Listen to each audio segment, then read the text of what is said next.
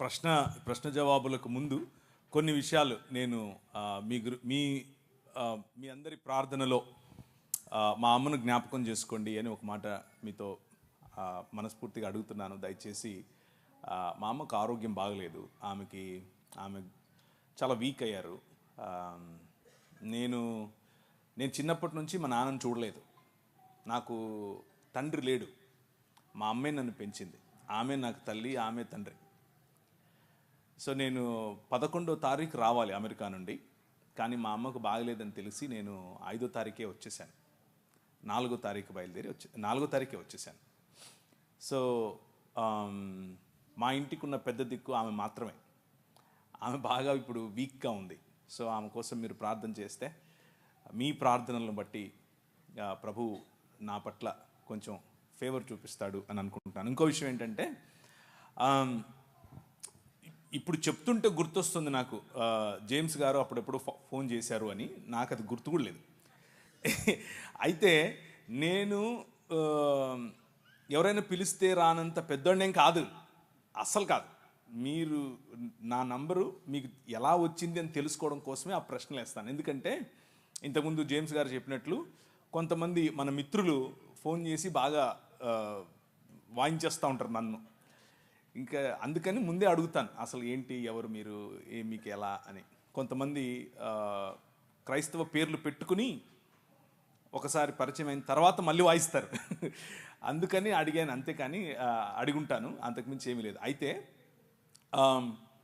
నాకు జేమ్స్ గారికి నేను అభినందనలు తెలియజేయాలనుకుంటున్నాను ఈ ప్రశ్న జవాబులకు వెళ్ళడానికి ముందు. ఏంటంటే, ఆయన పడిన శ్రమ, ఆయన మీదకి వచ్చిన అలిగేషన్స్, ఆ అలిగేషన్స్ వచ్చిన సమయంలో ఎవరైనా సరే సాధారణంగా కృంగిపోతారు, పరిచర్య నుంచి తప్పుకుంటారు.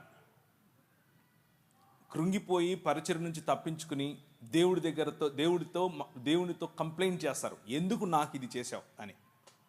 కానీ ఈ మార్గం గుండా వెళ్ళినప్పుడు చట్టపరంగా ఆ మార్గం, చట్టము అనేటటువంటి మార్గంలో చాలా కష్టం ఉంటుంది, చాలా ఓపిక కావాలి. అందులో అగ్నిలో పుటము వేసి తీయబడినట్లుగా క్లీన్ చిట్టుతో బయటకు వచ్చాడు. దానికోసం నేను ప్రభువును నిజంగా కృతజ్ఞత చెప్పాను. నేను ఒకరోజు తల వంచి ప్రార్థన చేశాను. ఆయన ఫోన్ చేసి చెప్పాడు, అన్న నా కేసు మొత్తం అయిపోయింది, నాలో ఏ తప్పు లేదు అని కేసులో రాసి మరి నాకు ఇచ్చారు జడ్జి వారు అని చెప్పినప్పుడు నేను ఆ నిమిషమే ఆయనకు ఫోన్ పెట్టేసిన తర్వాత నేను ప్రార్థన చేశాను. Thank you very much lord. ప్రభువా, నువ్వు ఒక మంచి సాక్ష్యంతో మా సోదరుడిని కట్టు, ఒక మంచి సాక్ష్యంతో ఇంకా బలమైన పరిచర్య కోసం ముందుకు తీసుకెళ్ళు అన్నట్లు ప్రార్థన చేశాను. నాకు జేమ్స్ గారంటే చాలా అభిమానం. ఆయన పిలిచాడు అన్న ఒకే ఒక కారణం చేతనే మొన్న రాజమండ్రికి కూడా నేను వచ్చాను. యాక్చువల్గా నేను ఈ మీటింగ్కి రావటానికి కర్నూలులో ఉన్న చలం అండ్ సుజాత వాళ్ళు నాకు చెప్పారు, ఆ మాట నిజమే. కానీ దానికంటే ఎక్కువగా నేను ఇష్టపడి వచ్చాను. ఒకరు చెప్పినందుకు ఏదో కాదు, నేనే ఇష్టపడి వచ్చాను. నాకు ఇష్టం. ఏంటి ఆ ఇష్టం అని అంటే, జేమ్స్ గారు చేసే పరిచర్యలు అంటే ఇష్టం. జేమ్స్ గారు ఉన్నట్లు మాట్లాడతారు కాబట్టి ఇష్టం. జేమ్స్ గారితో కలిసి నడవాలి అన్న ఆలోచన ఉంది. కలిసి నడిచే క్రమంలో కొన్ని విషయాలు నేను నేర్చుకోవాలి, కొన్ని విషయాలు ఆయన నేర్చుకుంటాడు. అలాంటి అవకాశం నాకు ఇమ్మని ప్రభువుని అడుగుతున్నాను. కాబట్టి ఇష్టపూర్వకంగా వచ్చాను. మా అమ్మ బాగా ఉంటే రేపు కూడా ఉంటాను. ఇప్పుడే కాదు, ఎప్పుడు పిలిచినా వస్తాను. జేమ్స్ గారితో ఉన్నవారు, జేమ్స్ గారితో కలిసి పరిచర్య చేస్తున్న వాళ్ళు ఎవరైనా సరే నా నంబర్ జేమ్స్ గారు ఇస్తారు, తీసుకొని జస్ట్ కాల్ చేయండి. నేను రాకపోతే అడగండి, నేను ఎప్పుడైనా వస్తాను. నేను అన్యాక్సెసిబుల్ ఏమీ కాదు. నేను సాధారణమైన మనిషిని, సాధారణంగా నేను తిరుగుతూ ఉంటాను. నేను ఒక్కడనే వస్తాను ఎప్పుడు వచ్చినా. నాకు ముందు ఒక 10 మంది, వెనకలో 10 మంది ఉండరు. నేను ఒక్కనే వస్తాను, నేను ఒక్కనే డ్రైవ్ చేసుకొని వస్తాను. నాకు రాజమండ్రిలో ఇల్లు ఉంది, అక్కడ ఉంటాను, చుట్టుపక్కలన్నీ తిరుగుతూ ఉంటాను. So I'm very free, more like you. మీతో కలిసి కూర్చోవటం, మీతో కలిసి భోంచేయటం, మీతో కలిసి మాట్లాడటం నాకు ఇష్టం. సో మీకు ఏదైనా ప్రశ్నలు ఉంటే, ఇప్పుడు ప్రశ్న జవాబులు అన్నారు కాబట్టి మీరు ఇది అడగచ్చో లేదో, ఇలా మాట్లాడచ్చో లేదో అన్న ఆలోచన లేకుండా మనసులో ఉన్నది ఉన్నట్లు అడిగేసేయండి. ఒకవేళ అడగటం కాదు, ఇన్ని కడిగేద్దాం అని అనుకున్నా కడిగేయండి. నేను రెడీ, దానికైనా రెడీ, దీనికైనా ready. Over to you brother. Thank you sir. మీరు ఫస్ట్ నువ్వు ఆ సార్ ఆపేసి, లాస్ట్ టైం కూడా చెప్పినా నీకు, నేను ఈయన డిబేట్లో కూడా మాటి మాటికి సార్ సార్ అంటుంటే నువ్వు సార్ అనుకున్నాను, చాలా దూరం ఉంటుంది అన్నాను. ఏం నీకంటే పెద్దోడిగా అన్న అంటే అయిపోలా అని కూడా చెప్పా, ఇంకా నువ్వు సార్ అంటున్నావు. లేదు సార్, అందరినీ నేను అన్నాను కదా. లేదు సార్ అన్న అంటే సార్ అన్న, అన్న సారు, సారు ఇవన్నీ మనకి ఎందుకు, కరెక్ట్గా అన్నాను. ఓకేనా, మీరు మాతో జర్నీ చేయడం కదన్నా, మేమే మీతో జర్నీ కోరుకుంటున్నాం అన్నాం, మా ఫ్యూచర్ అంతా. ఎందుకంటే మేము మీరు ఎంతో గొప్పగా వాడబడుతున్న, ఇంత సాధారణంగా ఉండడం మేము చూసి మేము చాలా చాలా చోట్ల మీకోసం విన్నప్పటి నుండి మీతో జర్నీ మేము ఎప్పటి నుంచో కోరుకుంటున్నామన్నా. ఇదే కాదు, మాకు ప్రతి ఏడాది మీరు రావాలి, మీరు మాకు మాట ఇక్కడే ఇవ్వాలి. ప్రతి ఏడాది కాదు, ప్రతి నెల మేము యూత్ మీటింగ్ కండక్ట్ చేస్తాం, ఖచ్చితంగా రావాలి. Any time for you. Thank you అన్న.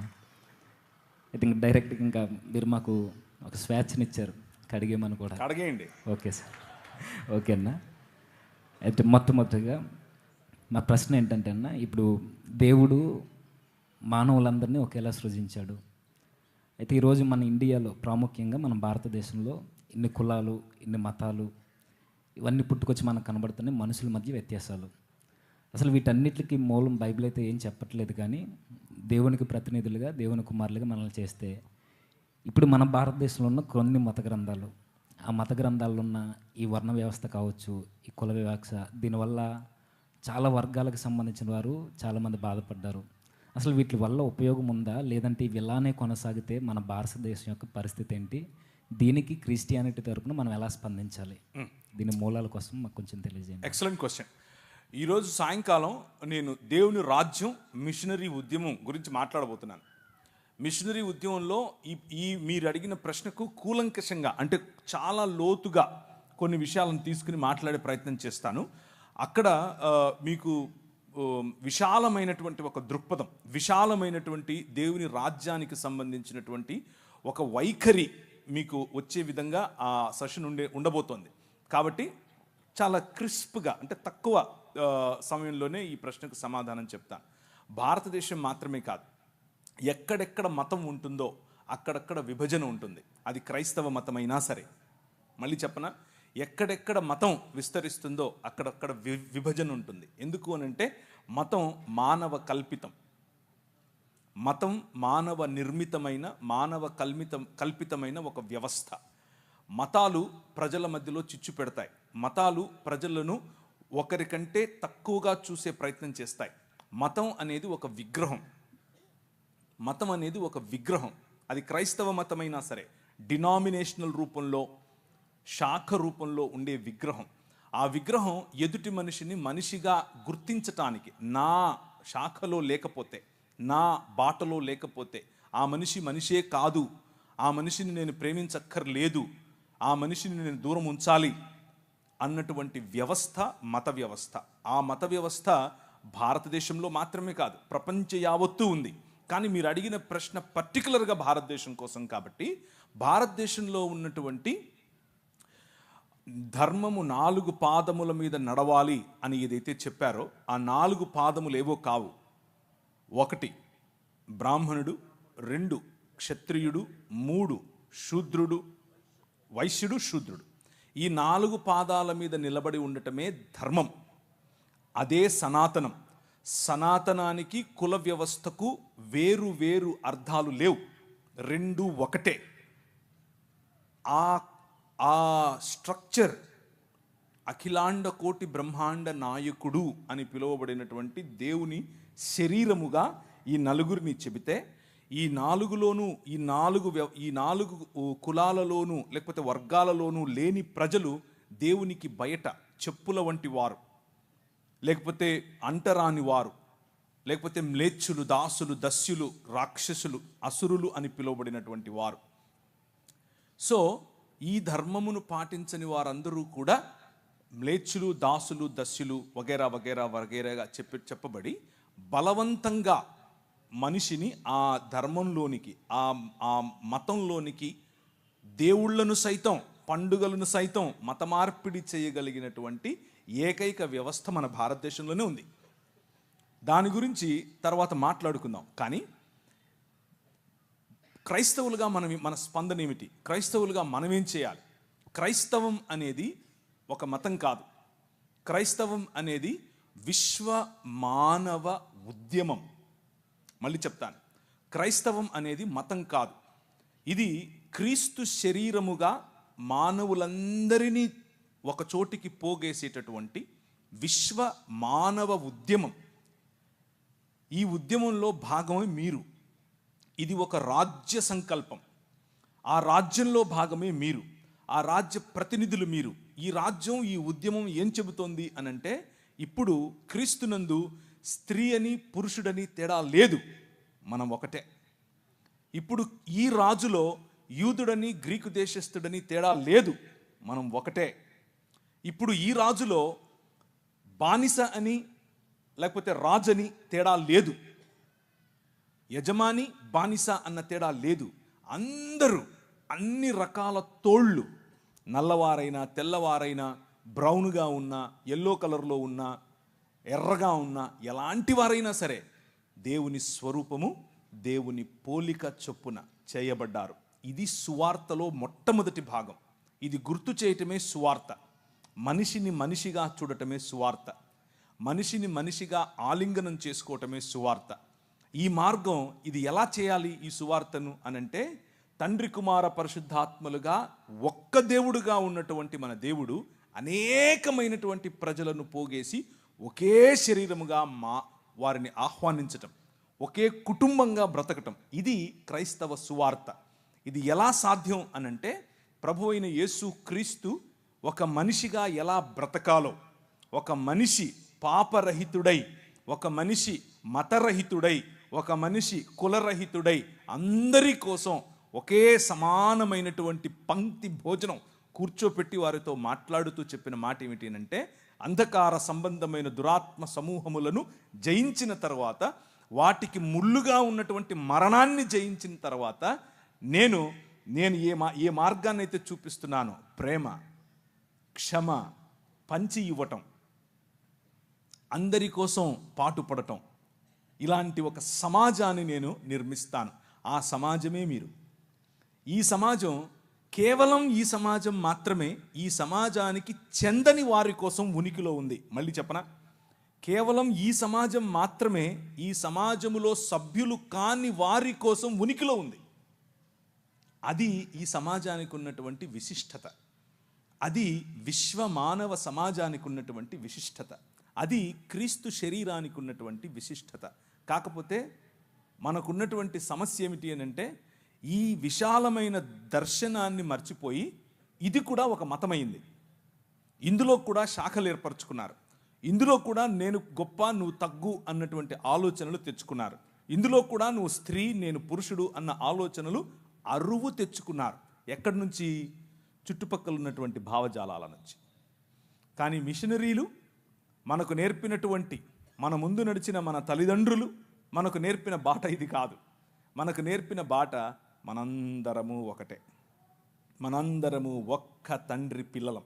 ఈ సమాజం ఐక్యంగా, భారతదేశం ఐక్యంగా ముందుకెళ్ళాలి అనంటే హోప్ అనేది కేవలము ఈ భావజాలంలో మాత్రమే ఉంది. సాయంకాలం మరింత ఎక్కువగా దాని గురించి మాట్లాడదాం. థ్యాంక్ యూ అన్న. అయితే మీరు చెప్పింది అంత బాగుందన్న. కాకపోతే మరొక చిన్న ప్రశ్న ఇందులో నుండి. ఇప్పుడు క్రిస్టియానిటీ గురించి చాలా మంచిగా మాట్లాడుతున్నారు. అసలు క్రిస్టియానిటీకి మన దేశానికి అసలు సంబంధం లేదు కదా. ఎక్కడో పుట్టిన క్రైస్తవ్యానికి మన ఇండియాకి సంబంధం ఏంటి అసలు? ఇక్కడ వేల సంవత్సరాల నుండి ఎన్నో మతాలు వెలసిల్లాయి, ఎన్నో మతాలకు సంబంధించిన గ్రంథాలు ఉన్నాయి. ఇవి ఉండగా మరలా కొత్తగా బైబిల్, ఒక క్రిస్టియానిటీ, ఎక్కడో నజరేత్ అనే గ్రామంలో పుట్టిన ఆ వ్యక్తిని మనం ఎందుకు ఆరాధించాలి, ఆయనకి మన ఇండియాకి అసలు సంబంధం ఏమైనా ఉందా, మనం ఎందుకు ఆయన మార్గంలో నడవాలి, ఈ ఈ ఇన్ని మార్గాల్ని కాదని ఆ ప్రభు మార్గాన్ని మనం ఎందుకు ఎన్నుకోవాలి? ఓకే, సో భారతదేశానికి ఉన్నటువంటి హద్దులు ఎల్లలు ఏవైతే ఉన్నాయో అవి ఈరోజు మనం పెట్టుకున్నవి. అంటే బ్రిటిష్ వారు వచ్చి బ్రిటిష్ వాడు మనకు ఇది మీ దేశం అని చెప్పి వెళ్ళిపోయాడు. కానీ అంతకుముందు ఇది ఇలా మన దేశం ఇలా ఉండేది కాదు. మన దేశం చిన్న చిన్న రాజ్యాలలో విడిపోయి ఉండేది. ఉదాహరణకు తెలుగునాటనే మనకు కనీసం 4 రాజ్యాలు ఉండేవి. తమిళనాట 2 రాజ్యాలు 3 రాజ్యాలు ఉండేవి. అలా సమయం మారే కొద్దీ జియోగ్రాఫికల్ బౌండరీస్ అంటే మనకున్నటువంటి ఖగోళ కాదు ఈ మన హద్దులు ఏవైతే ఉన్నాయో అవి మారుతూ వచ్చాయి. కానీ యేసుక్రీస్తు పుట్టిన సమయంలో ఆ రోజు ఉన్నటువంటి భారతదేశం నిజానికి అదంతా ఒకే రాజ్యమే. అక్కడ మొదలుకొని ఈ భారతదేశానికి అక్కడ ఉన్నటువంటి దేశానికి లేకపోతే ఇస్రాయేల్ ప్రాంతానికి ఇప్పుడున్నటువంటి సంబంధం కాదు. అప్పుడెప్పుడో దావీదు సమయం నుంచి కూడా నెమళ్ళు, కోతులు, అలాగే మిరియాలు ఇక్కడి నుంచి సుగంధ ద్రవ్యాలు ఇక్కడి నుంచి ఎగుమతి అయ్యేవి. సో మంచి దౌత్యపరమైనటువంటి సంబంధాలు ఉన్నవే. రాజ్యములు వేరైనా కానీ మనమంతా ఒకటిగానే ఉన్నాం. భారతదేశం ఆ రోజుల్లో ఇక్కడి వరకు ఇప్పుడున్నటువంటిదే కాదు. జావా, సమత్రా, థాయిలాండ్, అలాగే మలేషియా, సింగపూర్, అటుపైకి ముందుకెళ్తే మ్యాన్మార్, ఇటు వెళితే ఆఫ్ఘనిస్తాన్, పైన కశ్మీర్ పైన ఉన్నటువంటి కొన్ని ప్రాంతాలు, ఇరాన్ దగ్గరగా ఉన్నటువంటి ప్రాంతాలు, ఇవన్నీ కూడా భారతదేశంలో భాగమే. ఎస్తేరు గ్రంథం రాయబడినప్పుడు భారతదేశం వరకు కూడా ఎస్తేరు యొక్క హస్బెండ్ రాజు భారతదేశం పైన రాజే ఆ రోజుల్లో. సో ఇదంతా కూడా మనం ఏర్పరచుకున్నటువంటి హద్దులు. ఇది భారతదేశం, ఇది వేరే దేశం, ఇది కజాకిస్తాన్, ఇది తుర్క్మెనిస్తాన్. అలా కాదు, ఒకప్పుడు అలా లేదు. ఇదంతా కూడా ఒక్క మానవ మనుగడకు అవసరమైనటువంటి ఒక్క ప్లానెట్. అన్నిటిని ది బైబిల్ ఏం చెప్తుంది అని అంటే ప్రపంచమంతా ఆయన చేతి పని, ఇది ఆయనదే. ఎవరైతే ప్రశ్నిస్తున్నారో ఎక్కడి నుంచో వచ్చిన మతమని, వాళ్ళే ఎక్కడి నుంచో వచ్చారు.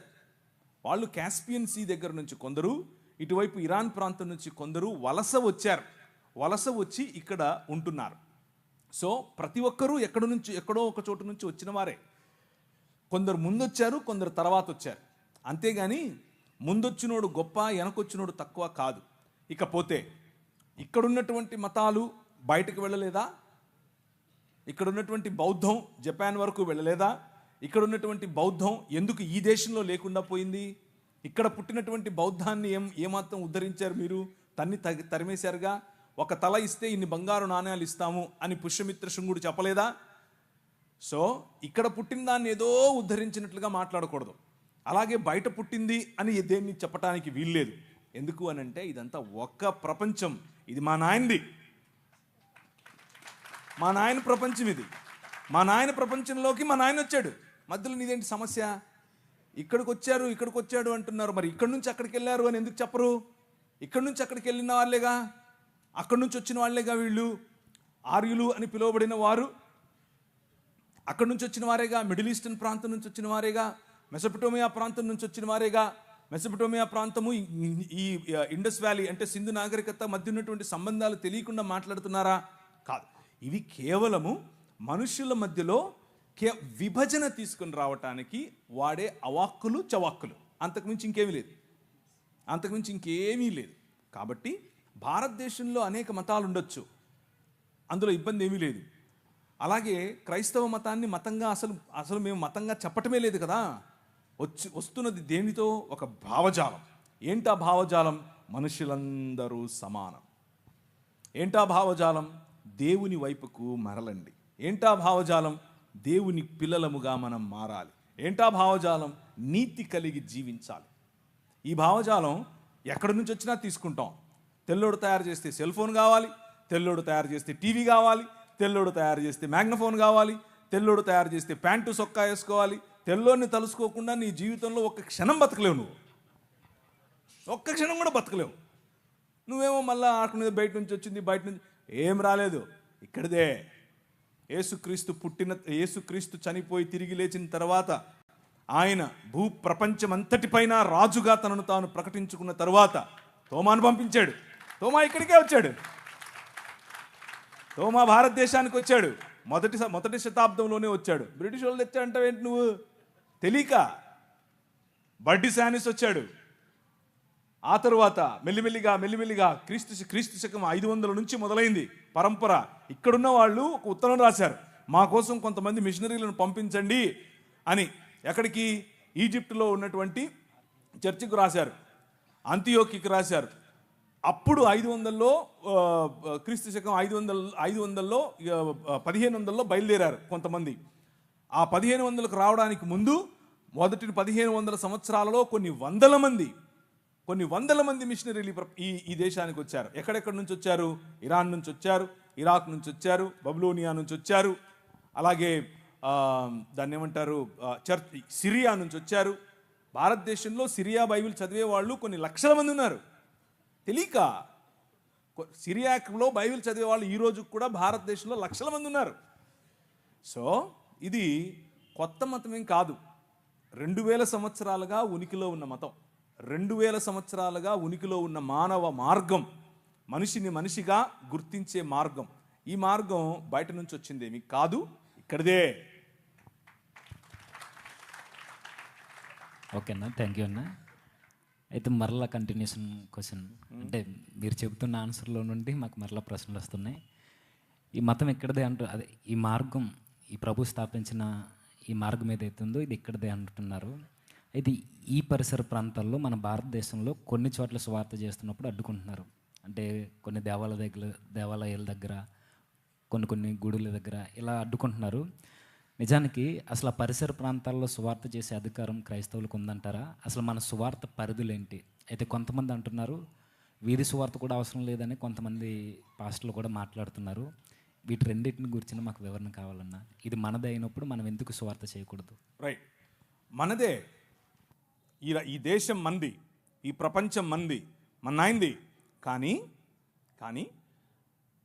అదే స్టేట్మెంట్ అందరూ ఇవ్వచ్చు. అదే స్టేట్మెంట్ ప్రతి మనిషి ఇవ్వాలి. ప్రతి మనిషికి ఆ హక్కు ఉంది. నేను సువార్త చెప్తున్నాను. నేను ఒక ఊరికి వెళ్ళాను.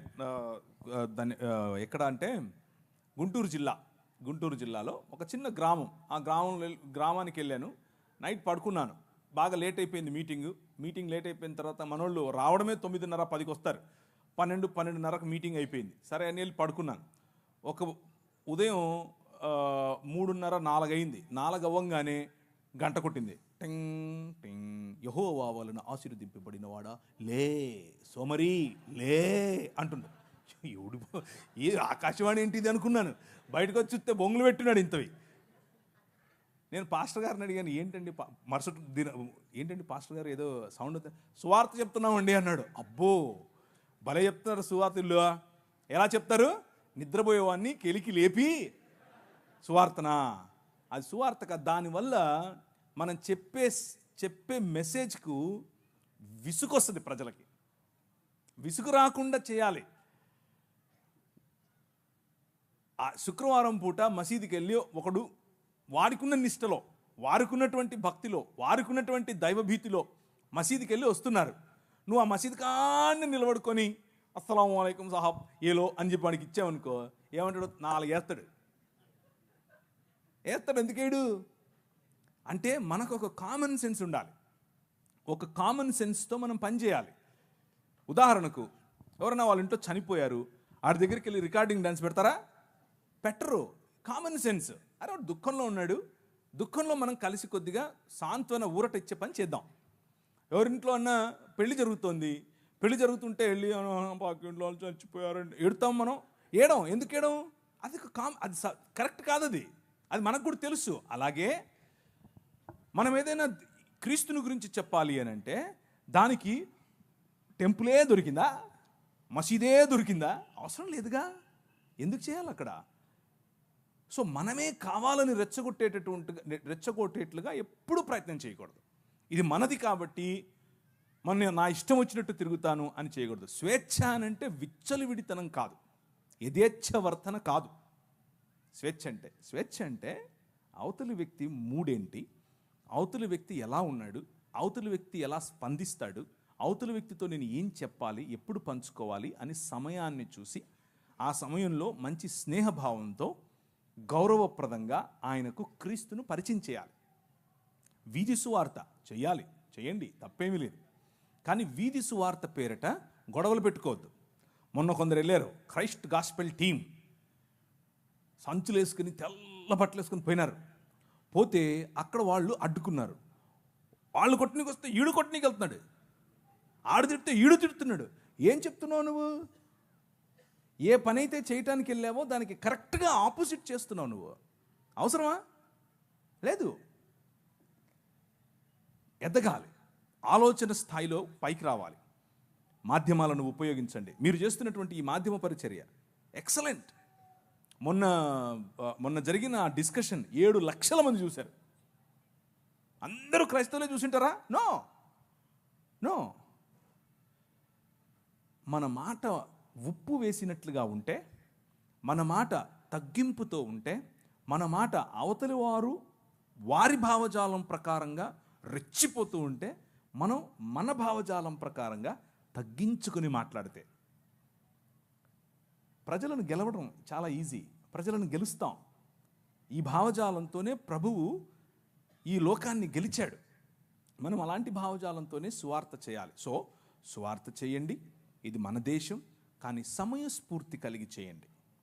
ఉదాహరణకు ఏదైనా వేరే గ్రామానికి మీరు వెళ్తున్నారు, ఇక్కడ నుంచి ఒక టీం వేసుకుని, అక్కడ ఉంటారు కదా క్రైస్తవులు. ఒకవేళ ఉంటే వారికి ఇన్ఫార్మ్ చేయండి, మేము వస్తున్నాం, మేము పనిచేయాలనుకుంటున్నాం, మీకు సమయం వీలైతే మాకు తోడుగా ఉండండి, మేము చేస్తాం, వెళ్ళండి.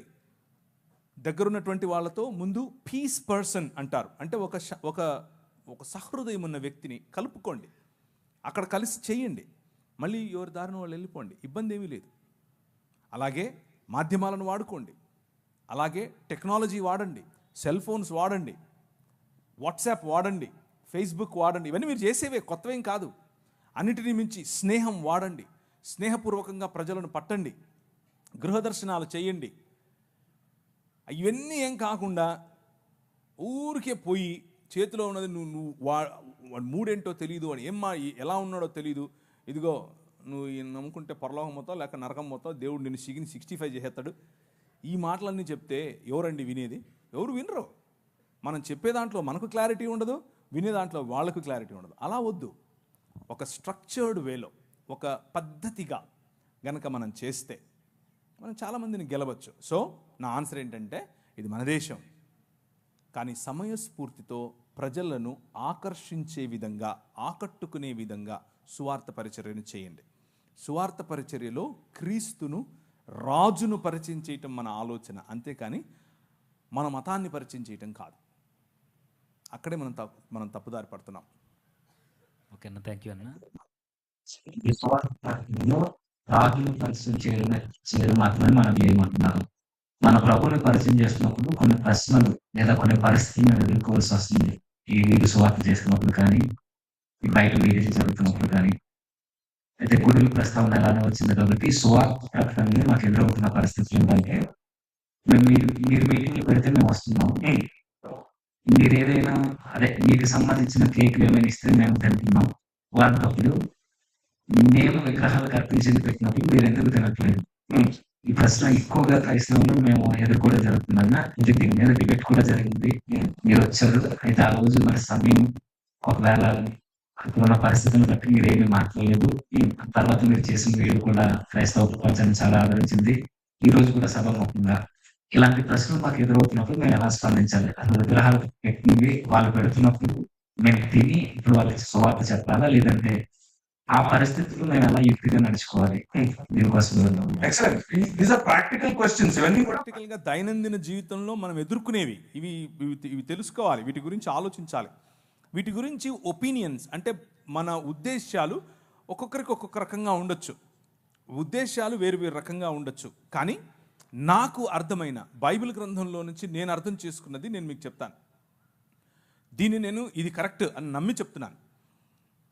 ఉదాహరణకు ఒక హిందూ మిత్రుడు ఉన్నాడు, లేకపోతే ముస్లిం మిత్రుడు ఉన్నాడు. ముస్లిం మిత్రుడు వాళ్ళ ఇంట్లో పండుగ చేసుకుంటున్నారు, రంజాన్ పండుగ చేసుకుంటున్నారు. పండుగ చేసుకుని ఇఫ్తార్ పార్టీకి పిలిచాడు. ఇఫ్తార్ భోజనం పెడుతున్నాను రండి అని పిలిచాడు. ఇఫ్తార్కి వెళ్ళి భోజనం చేయడంలో ఇబ్బంది ఏమీ లేదు. అలాగే ఈరోజు కనుమ. ఈ కనుమ దినాన మన హైందవ మిత్రులు వాళ్ళ ఇంట్లో మామూలుగా దాన్ని ఏమంటారు, మా ఊళ్ళల్లో అయితే అలసంద వడలు చేస్తారు. అలసంద వడలు, మంచి కోడి కూర చేస్తారు. పిలుస్తారు. పిలిచినప్పుడు వాళ్ళ ఇంటికి వెళ్తాం, వాళ్ళతో కలిసి భోజనం చేస్తాం, తప్పేమీ లేదు. అలాంటి విందులు, అలాంటి భోజనం తప్పు కాదు. కానీ ఇక్కడే కొంచెం జాగ్రత్త వహించాలి. ఏంటంటే, మేము మీ ఇంటికి వచ్చినప్పుడు మీరు కేక్ పెడితే తిన్నారు, మేము మీ ఇంటికి వస్తాం, మీ భోజనం పెడితే తింటాం, అంతవరకు ఓకే. కానీ మీరు కేక్ పెడితే మేము తిన్నాం, మేము ప్రసాదం పెడితే మీరు తినండి అంటే ప్రాబ్లం. ఏంటా ప్రాబ్లం? కేకు మనం ఏది ప్రసాదంగా పంచం. ఎప్పుడు ఎవరైనా పంచుతున్నారు మీరు? మనమేం పంచం. మన దగ్గర ప్రసాదాలు లేవు. మనం ప్రసాదాల బ్యాచ్ కానే కాదు. మనం ఒక బల్ల పెడతాం, ఆ బల్ల క్రీస్తు శరీరం, అది ప్రసాదం కాదు. అది వచ్చి తింటే రోగాలు పోతాయి, అది వచ్చి తింటే దేవుడు బ్లెస్సింగ్స్ ఇస్తాడు, ఇలాంటి ఏం లేవు మనకి. ఇది దేవుని బల్ల. మనందరము ఒక్క సమాజం, మనలో అందరిలో ఒకే రక్తం ప్రవహిస్తుంది. ఆయన మన కోసం తన శరీరాన్ని విడిచాడు అన్నటువంటి ఆయన విమోచన కార్యాన్ని జ్ఞాపకం చేసుకునే, కేవలము బాప్తీసము పొందిన ఆయన అనుయాయులైన, ఆయన శిష్యులైన వారికి మాత్రమే పెట్టబడిన బల్ల. అది ఎవరికి పంచంగా మనం పంచం. అలాగే వారి దేవీ దేవతలకు అర్పించిన వాటిని తీసుకోవు కూడా. మనం పంచము, వారిస్తే తీసుకోము. చాలా క్లియర్గా చెప్తున్నానా? మనం పంచేది లేదు, వాళ్ళు ఇస్తే తీసుకోవాల్సిన అవసరము లేదు. అలాగని చెప్పి అవతల వారు నొప్పించాల్సిన అవసరం ఏమీ లేదు. ఎందుకు నొప్పించాలి? దయ్యానికి పెట్టావు, నువ్వు రాయికి పెట్టావు, నువ్వు రప్ప, ఈ స్టేట్మెంట్స్ అన్నీ అక్కర్లేదు. అది కరెక్ట్ కాదు. అలా చెప్పటం వల్ల అవతల వ్యక్తిని పోగొట్టుకుంటాం. అలా మనం దురుసుగా ఉండకూడదు. చాలా సున్నితంగా మాట్లాడచ్చు. సోదరా, చాలా థ్యాంక్ యూ, మీ భక్తి భావాన్ని నేను మెచ్చుకుంటున్నాను, మీలో ఇంత భక్తి ఉంది, చాలా సంతోషం, మీరు నన్ను కూడా గౌరవిస్తూ మీరు ఏదో ఇస్తున్నారు, కాకపోతే మిమ్మల్ని నేను గౌరవించాలి కదా. నేనేదో ఇది స్వీట్ తిన్నట్టు తిన్నాను అనుకోండి, అది మీకు నొచ్చుకుంటారు మీరు. అలా వద్దు. నేను నా విశ్వాసంలో ఇలాంటి విగ్రహార్పితములు తీసుకోవద్దు అని చెప్పారు, కాబట్టి నన్ను దయచేసి ఏం అనుకోకే. కానీ నీతో పాటు రావాలా? వస్తా. ఎక్కడికి వెళ్దాం చెప్పు, మీ ఇంటికి వద్దామా, భోజనం చేద్దామా, చేస్తా చెప్పు. ఇలా మనం స్నేహాన్ని పెంచుకోవచ్చు. కానీ సత్యాన్ని కూడా చెప్పాలి. సత్యం చెప్తూ స్నేహాన్ని పెంచుకోవాలి. వాళ్ళేం నొచ్చుకోరు. ఒక్కసారి గనక మనము తగ్గింపుతో, నిజమైన మనస్సుతో వాళ్ళను, మన సహోదరులను యాక్సెప్ట్ చేస్తూ వాళ్ళని ఈ విషయం చెప్పి, మేము ఎలాగైతే మీకు బల్ల పంచమో అలాగే మీరు కూడా నాకు ఇది ఇవ్వకండి అని చెప్పటం వల్ల తప్పేమీ లేదు. అలా చెప్పిన తర్వాత వారితో కలిసి బయటికి వెళ్ళారు, ఒక రెస్టారెంట్కి వెళ్ళారు. ఆ రెస్టారెంట్లో వాడు ఎవరికి సమర్పించాడో మనకు తెలీదు. అది హలాల్ చేసి పట్టుకొచ్చాడా, కోషర్ చేసి పట్టుకొచ్చాడా, లేకపోతే ఏదైనా రాయి దగ్గర పెట్టాడా, లేకపోతే ఇంకేదైనా చేసి వచ్చాడా, అది మనకు తెలీదు. డబ్బులు ఇవ్వాలి, కొనుక్కోవాలి, ఇద్దరం కలిసి ఛాయ్ తాగాలి, బిర్యానీ తినాలి, ఎవరిలో కలుపుకోవాలి. అది ప్రసాదం ఏం కాదు. మీకు అర్థమవుతుందా నేను చెప్పేది? సో అందులో ఏం కెమికల్ లేదు, అందులో ఏదో వేరే శక్తులు వచ్చి మీకు పట్టేటి ఏమీ లేవు. కానీ ఎప్పుడైతే మీరు ఇది మా దేవునికి అర్పితమైనటువంటి భోజనము, ఇది మీరు తింటే మీకు లబ్ధి, ఇది మీకు మంచిది, ఇది ప్రసాదము అని మీకు ఇస్తారో, అప్పుడు దాన్ని ఏకీభవించి వారితో, అవునా నాకు కావాలి అని మీరు ఎప్పుడైతే వారితో ఏకీభవిస్తారో, అప్పుడు మీరు వారి భావజాలంతో ఏకీభవించినట్లు. వారి భావజాలం ఏమిటిది? వారి భావజాలం విగ్రహము అనే భావజాలం. బొమ్మ కాదు. బొమ్మకు విగ్రహానికి చాలా తేడా ఉంది. బొమ్మలన్నీ బొమ్మలే, విగ్రహం వేరు. విగ్రహం వెనుక ఒక భావజాలం ఉంది. ఆ భావజాలం మన పైన ప్రభావం చూపిస్తుంది. చిన్న లడ్డేగా ఏమవుతుంది అని అనుకుంటాం ఫస్ట్లో. అది మెల్లిమెల్లిగా లడ్డూ కాస్త తెడ్డేస్తుంది మన మీద. జాగ్రత్త పడాలి. ఏముంది, ఉప్పు అనుకొని తింటాను, ఉప్మా అనుకొని తింటాం కాదు అక్కడ ఆ ఉప్మా ఎవరికైతే సమర్పించారో వాడు ఉప్మా కాదు, చాలా చెప్మా చేస్తాడు తర్వాత. కావాలని కాలు జారద్దు, కావాలని పోయి వాడి దగ్గర పడద్దు. నీకు తెలియకుండా ఇచ్చాడా కథ వేరు, కానీ తెలిసి ఒప్పుకోలు, అవును నేను అగ్రి అవుతున్నాను నీతో అన్నటువంటి భావనలో తీసుకోవద్దు. డైరెక్ట్గా చెప్పండి, లేదు సోదరా నెక్స్ట్ టైం నుంచి నీకు కేక్ వద్దంటే కేక్ కూడా ఇవ్వనని చెప్పండి. నీ ప్రాబ్లం ఏంటి? నేను కేక్ ఇస్తే నువ్వు తినకూడదు, అంతే కదా. కేక్ ఇయ్యనబ్బా, అంతేగా, అయిపోలే. కానీ మన ఇద్దరం దోస్తే మళ్ళా ఫ్రెండ్షిప్ వదలొద్దు, ప్రసాదం వదలండి. ప్రసాదం అంటే కేవలం భోజనం గురించి మాత్రమే చెప్పట్లేదు నేను. ఉదాహరణకు మీ పిల్లలకి ఏదైనా డ్యాన్స్ నేర్పించాలనుకుంటున్నారు, డ్యాన్స్ తప్పేమీ లేదు, లలిత కళలు తప్పు కాదు, లలిత కళలు మన దేవుని మన ఆయనవే. కానీ మా నాయన దగ్గర కాకుండా ఆడేనో ఒక ఆయన ఉంటాడు నటరాజు అని, ఆయన దగ్గరికి వెళ్ళి ముందు ఇట్లా పెట్టి అయ్యొద్దు. ఆ డ్రామాలు మనకొద్దు, మన పిల్లలకి అది అస్సలు వద్దు. ఒక్కసారి చేశారా అది జీవితాంతం పట్టుకుంటుంది. మీ నాట్యం అంతా కూడా అక్కడికే వెళ్తుంది. నీ తండ్రికి ఆరాధనగా ఉండదు.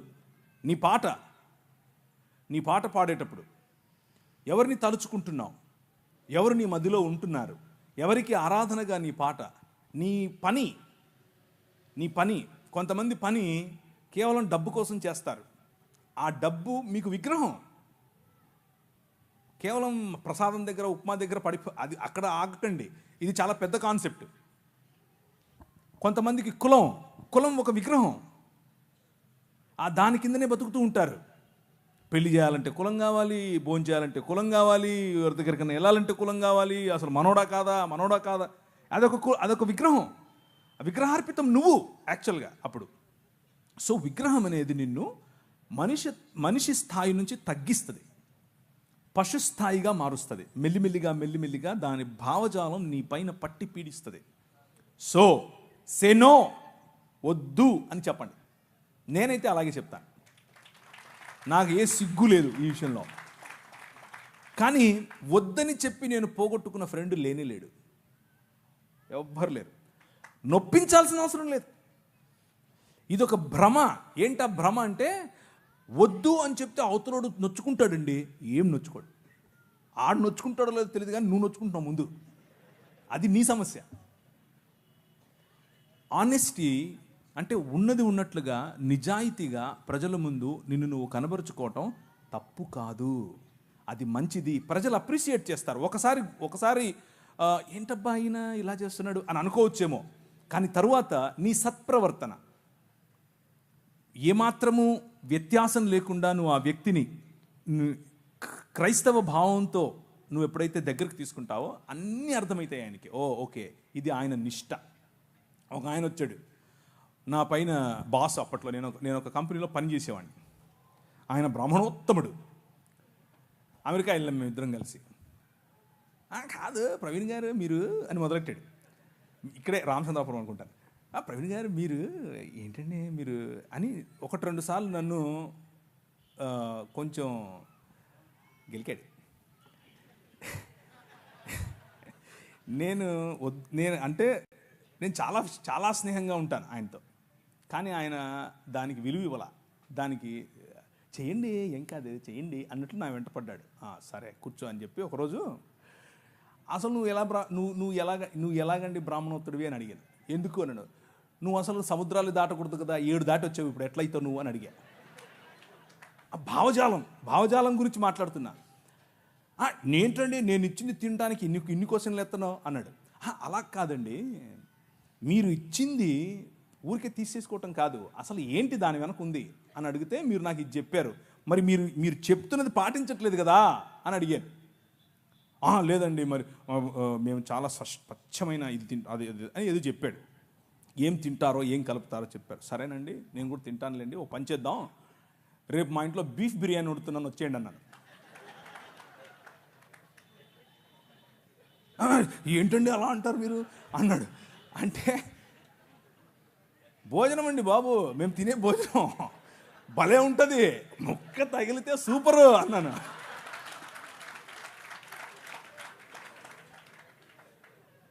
మీరు ఏ విధంగా ఇది తినడానికి జంకుతున్నారో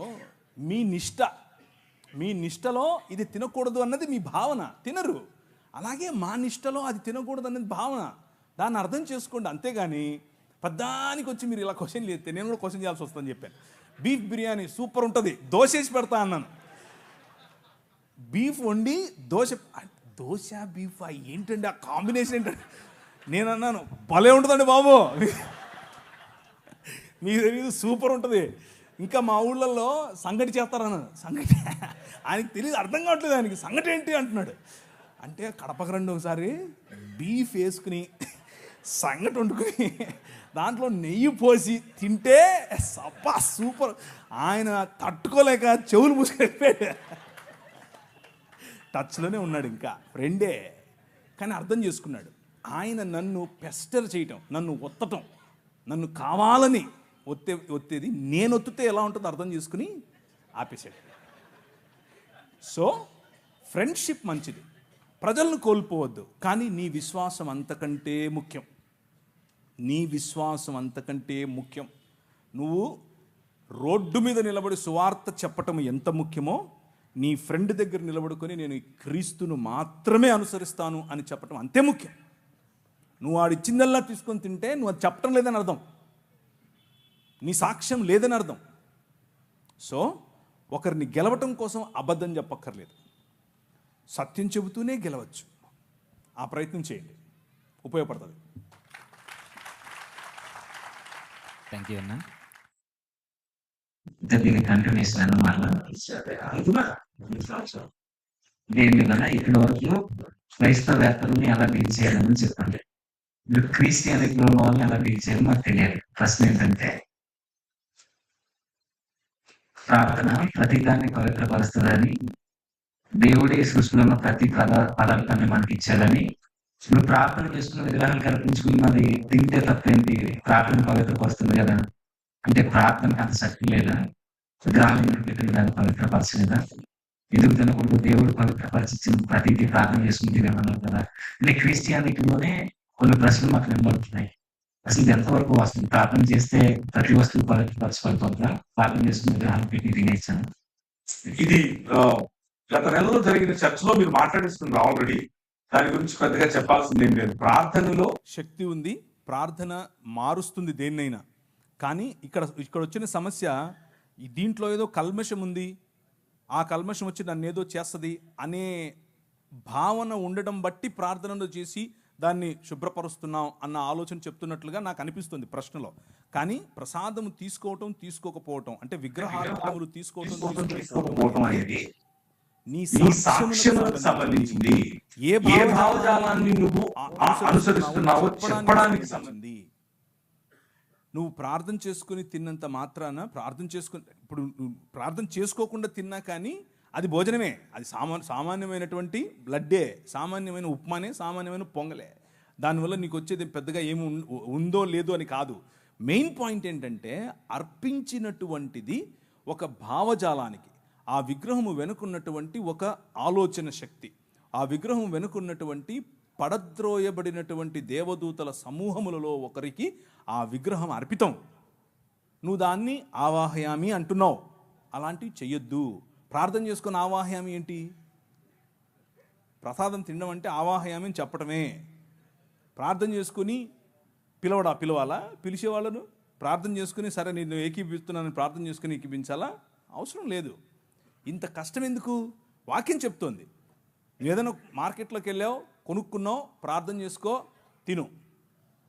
కానీ కావాలని విగ్రహార్పితములా వద్దని చెప్పు, వాక్యం చెప్తా ఉంది.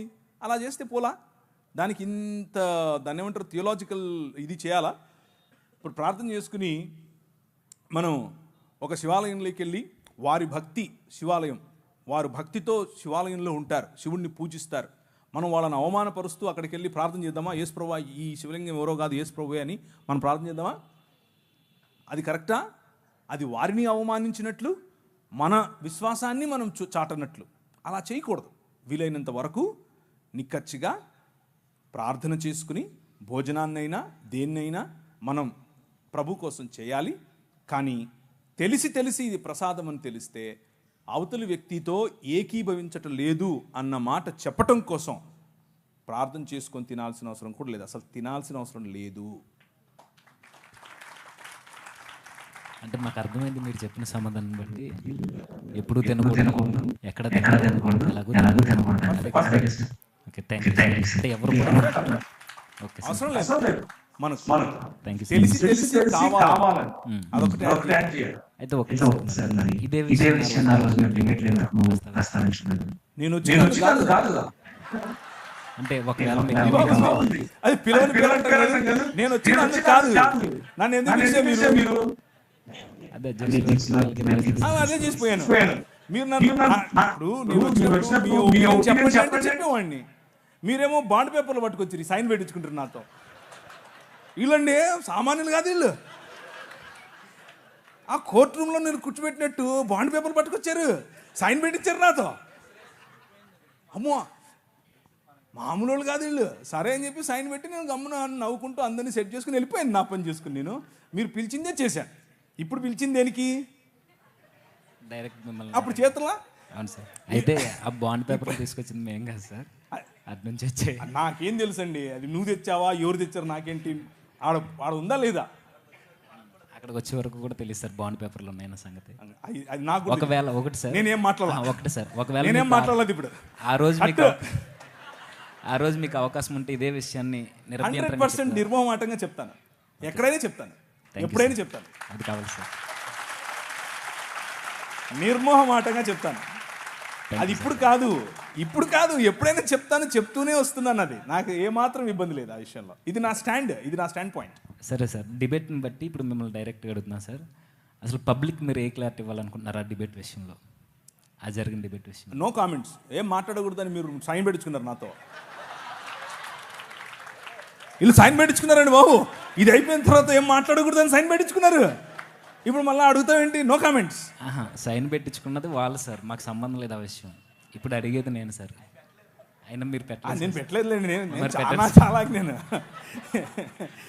నేను పెట్టలేదులేండి. కానీ ఇప్పుడు మీరు అడిగేది ఏంటి? ఏం లేదు సార్. ఇప్పుడు మీరు అంత పెద్ద వ్యక్తి, మీరు వచ్చి కనీసం మీ వాయిస్ ఏం వినిపించలేదు కదా, ఇప్పుడైనా మీ వాయిస్ పబ్లిక్. ఇప్పుడు చెప్పాను కదా, నా వాయిస్ చాలా క్లియర్గా పెద్ద వ్యక్తిని కాదు నేను. ఫస్ట్ విషయం అది కట్.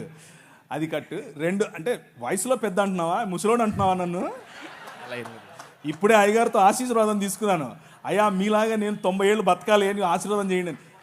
ఇచ్చారు కదా తల మీద చేయబెట్టి. సో నా స్టాండ్ ఇదే. విగ్రహార్పితములు తినద్దు. విగ్రహార్పితములలో ఉన్న పాటలు పాడొద్దు. విగ్రహార్పితములైన నాట్యం చేయొద్దు. విగ్రహార్పితములైన కులం పాటించొద్దు. విగ్రహార్పితమైన మతం వద్దు. విగ్రహార్పితంగా ఉండేటటువంటి ఉద్యోగం చేయొద్దు. విగ్రహార్పితంగా ఉండేటటువంటి దాసోహం చేయొద్దు. ఎవరికి? మన రాజు యేసే. Jesus is the king of all. మధ్యలో ఏ విగ్రహం లేదు. ఇంకా గట్టిగా చెప్పాలా? లేదు సార్, ఇంతకన్నా ఏమవుతుందన్నా, మీ నుంచి ఇదే కోరుకున్నాం మేము. ఎందుకంటే మీలాంటి వారు మాట్లాడితే ఈ క్రిస్టియన్ సొసైటీకి ఒక చక్కని సమాధానం దొరుకుతుందని మీరు మాకు ఇచ్చిన స్వేచ్ఛలో నేను ఈ మాట్లాడడం జరిగిందని. ఇంకొక విషయం ఏంటంటే, యాక్చువల్గా క్రిస్టియన్స్కు ఈ క్లారిటీ ముందు నుంచి ఉంది.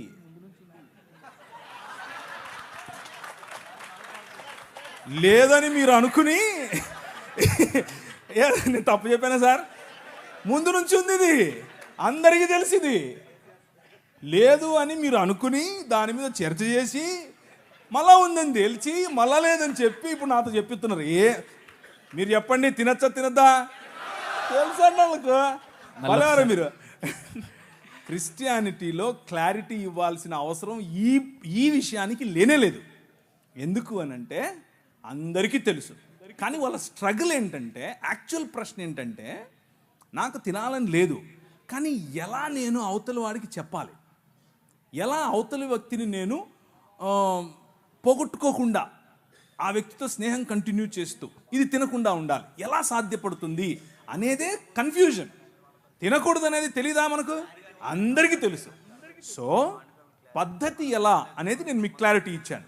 మనిషిని పోగొట్టుకోవద్దు, స్నేహాన్ని పోగొట్టుకోవద్దు, కానీ సున్నితంగా ఇది ఇంక కాదండి, నా భావజాలంలో నేను నమ్ముతున్నటువంటి దేవుడు నా నిష్టలో ఇది చెయ్యొద్దని చెప్పాడు అని చెప్పటమే. ఓకే అన్న, థ్యాంక్ యూ అన్న. అయితే పబ్లిక్కి చిన్న క్లారిటీ, అసలు బాండ్ పేపర్ల గురించి మాకు తెలియదు అక్కడ వరకు వచ్చేంత వరకు. 100 నోట్స్ వచ్చి అక్కడికి వచ్చిన తర్వాత ఈ షరతులు ఉన్నాయని అక్కడ సైన్ పెట్టేంత వరకు కూడా మాకు తెలియదు. ఇది మా తరపు నుంచి మీకు ఇవ్వాల్సిన క్లారిటీ అన్నకు కూడా. ఎందుకంటే ఈ విషయంలో మాకు అన్నీ తెలిసే జరిగాయని అనుకుంటున్నారు, కానీ నేనైతే అలాగే అనుకుంటున్నాను. లేదన్నా, ఈ విషయంలో మాకు అసలు సైన్ పెట్టించేద్దాం వచ్చారు వీళ్ళు. లేదన్నా, అక్కడికి వచ్చేంత వరకు మాకు కూడా ఈ విషయం తెలియదు, బాండ్ పేపర్స్ ఉన్నాయన్న విషయం. అయితే నిజానికి మొదట్లోనే మీరు ఎందుకు రావాలని అనుకున్నామంటే మిమ్మల్ని పిలవడానికి ముఖ్య ఉద్దేశం కూడా అదే అన్న. మీ నుంచి పబ్లిక్ ఒక వాయిస్ వెళ్ళాలని, మీ నుంచి వెళ్తే అది క్రిస్టియన్ సొసైటీలో కొంచెం బలంగా దాన్ని ముద్రించిన వారం అవుతామని ప్రత్యేకంగా మిమ్మల్ని ఎన్నుకోవడం జరిగిందన్న, మిమ్మల్ని ఫాలో అవుతూ. సరేనా, చాలా చక్కని సమాధానాన్ని మాకు అందించారు. Thank you brother. అయితే ఇంకా కొన్ని ప్రశ్నలు ఉన్నాయన్న. ఆ ప్రశ్న ఏంటంటే, ఇప్పుడు కింద నుండి వచ్చిందన్న మాకు. ఇప్పుడు కొంతమంది క్రైస్తవేత్తరులు క్రిస్టియానిటీని తప్పుపడుతూ బైబిల్కి భౌగోళికమైన ఆధారాలు లేవనుకుంటూ మా మత గ్రంథాల్లో మా దేవుళ్ళు సంచరించిన భూభాగాలు ఉన్నాయి, వారు సంచరించిన ప్రాంతాలు భౌగోళిక ఆధారాలు పురావస్తు ఆధారాలు అన్నీ ఉన్నాయని కొన్ని ఆధారాలను మాకు చూపిస్తున్నారు. ఏంటంటే రామసేతుకు సంబంధించిన ఆ బ్రిడ్జ్ కావచ్చు, ద్వారకాకు సంబంధించిన కావచ్చు. అసలు ఈ గాథలన్నీ నిజంగా జరిగినవేనా? ఇవి కొంతమంది పెద్దలు అన్నట్టుగా ఇవి పుక్కిటి పురాణాలు అన్నట్టుగా ఇవేనా కల్పిత కథలా? ఎంతవరకు వాస్తవం? బైబిల్కి మిగిలిన గ్రంథాలకి వ్యత్యాసం ఏంటో ఈ నిజమైన ఆధారాలు కాదన్నా తెలియజేయండి. సో వారు చెబుతున్నటువంటి పురావస్తు ఆధారాలు ఏవైతే ఉన్నాయో అవి ఏవి కూడా వారు రచించుకున్న కావ్యంలో చెప్పినటువంటి స్థలాలకు సంబంధించినవి కావు, కానే కావు. ఉదాహరణకు రీసెంట్గా గౌరవ సుప్రీంకోర్టు వారు రామ మందిర నిర్మాణం జరిగినటువంటి చోటు అది రాముని పుట్టుకకు సంబంధించింది అన్నటువంటి ఆధారాలు లేవు అని చాలా క్లియర్గా చెప్పింది. అక్కడ రామ మందిరం ఇంతకు ముందు ఉన్నట్లుగా ఆధారం లేదు అని చాలా క్లియర్గా చెప్పింది. కానీ మనోభావాల కోసం సొసైటీలో శాంతి భద్రతలు నెలకొల్పడం కోసం అక్కడ రామ మందిర నిర్మాణం చేయమని ఉత్తర్వులు ఇచ్చింది. సో సుప్రీంకోర్టుకే దొరకలేదు పురావస్తు ఆధారాలు. ఇంకా మీతో మాట్లాడుతున్న వాళ్ళకి ఎక్కడి నుంచి దొరికాయో మనకు తెలియదు. అది వాళ్ళు సొంతంగా వాట్సాప్ యూనివర్సిటీ అంటారు దాన్ని, అది వాట్సాప్ యూనివర్సిటీలో దొరికింటుంది. ఇకపోతే కొన్ని విషయాలు చూద్దాం. మీరు అడిగినటువంటి బ్రిడ్జ్ ఏదైతే ఉందో దాన్ని యాడమ్స్ బ్రిడ్జ్ అంటారు. అది వానర సైన్యం నిర్మించినటువంటి వారధి కాదు, దాన్ని యాడమ్స్ బ్రిడ్జ్ అంటారు. అది న్యాచురల్గా ఫామ్ అయినటువంటి ఒక భూభాగము మాత్రమే. అయితే ఒక ప్రశ్న ఏంటి? ఆ ప్రశ్న అంటే ఒక ఆయన లంకలేకి ఎగిరి వెళ్ళిపోయాడు. వీళ్ళకి బ్రిడ్జిలు ఎందుకు కావాల్సి వచ్చాయి? వీళ్ళు ఎగరచ్చుగా.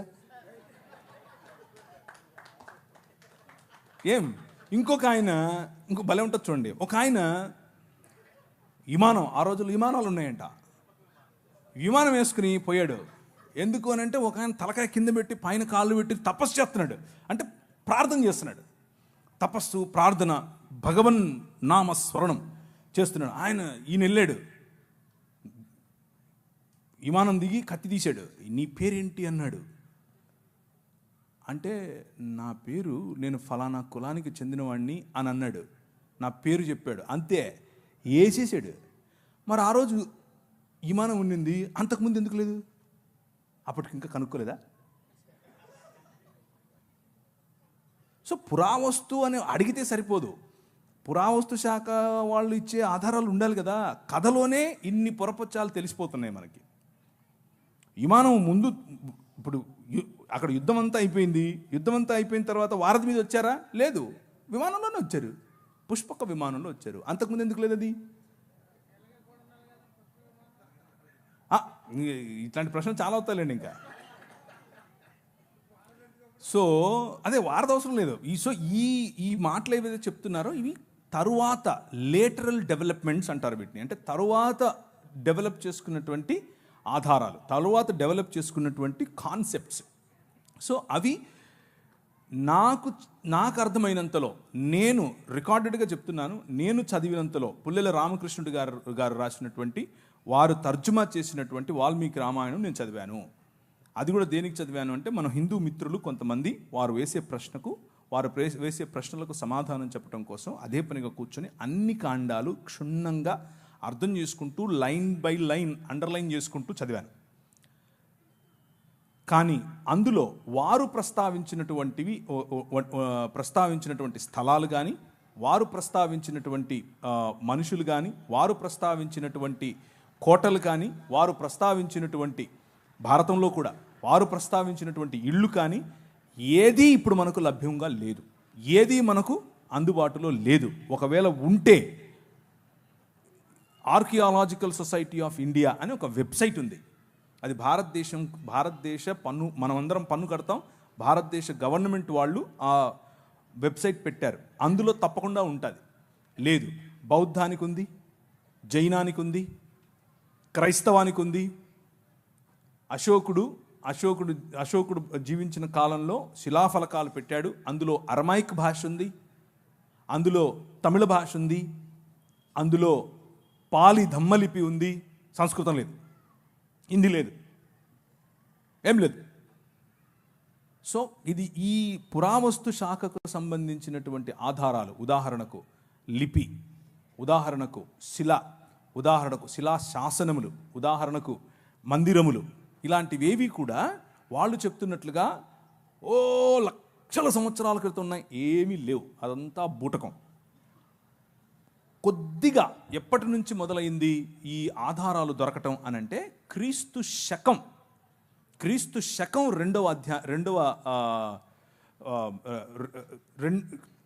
AD తర్వాతనే దొరికాయి. 2 AD తర్వాత, దానికి ముందు క్రీస్తు పూర్వం ఎటువంటి ఆధారాలు కూడా వీరు చెప్తున్నటువంటి వాటికి దొరకలేదు. రాతపూర్వకంగా లేదు, సంస్కృతపూర్వకంగా లేదు, లిపిపూర్వకంగా లేదు, పుస్తకపూర్వకంగా లేదు, ఏదీ లేదు. క్రీస్తు పూర్వం ఉన్నటువంటి ఆలయాలు అన్నీ కూడా బౌద్ధానికి చెందినవే. సో పుష్యమిత్ర శుంగుడు తన జీవిత చరిత్రను రాముడి జీవిత చరిత్రగా రాయించాడు అన్నది ఒక థియరీ ఉంది. అది కూడా అయ్యుండే అవకాశం ఉంది అని అంటున్నారు. అంతేగాని కొత్తగా ఇప్పుడు వచ్చి అప్పుడెప్పుడో లక్షల సంవత్సరాల క్రితం నుంచి మేము ఉన్నాం అని అంటే, దానికి పురావస్తు శాఖకు సంబంధించినటువంటి ఆధారాలు లేవు.